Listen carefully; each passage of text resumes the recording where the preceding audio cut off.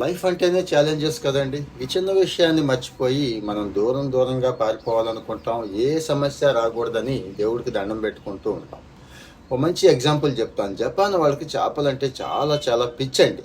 ఆ చేపలు ఏ రేంజ్లో అంటే ఆ రేంజ్లో తింటారు. మంచి చేపల డిష్ కూడా ఈ రోజుకి జపాన్లోనే దొరుకుతాయి. లోకల్గా ఉన్న అన్ని చేపలు అయిపోయినాయి. ఇక దూరంగా వెళ్ళాలి వేట కోసం. దూరంగా వెళ్ళారు, కానీ అక్కడి నుంచి తెచ్చేసరికి చనిపోతున్నారు. ఫ్రిడ్జ్ కనిపెట్టారు. ఈ క్రమంలోనే ఆ ఛాలెంజ్ అలా ఓవర్కమ్ చేశారు.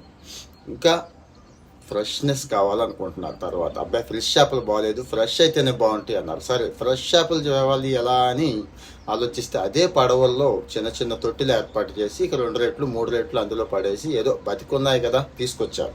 కానీ అవి నచ్చలేదు. ఇవి యాక్టివ్గా లేవు, యాక్టివ్గా ఉన్న చేపలు అయితే టేస్టీగా ఉంటాయి అని అన్నారండి. ఏం చేయాలో అర్థం కాల. మొత్తం చేపల ఇండస్ట్రీ అంతా పడిపోయే పరిస్థితి వచ్చింది. అప్పుడు కొత్త ఆలోచన వచ్చిందండి. అదే తొట్టిలో చేపల క్వాంటిటీ తగ్గించ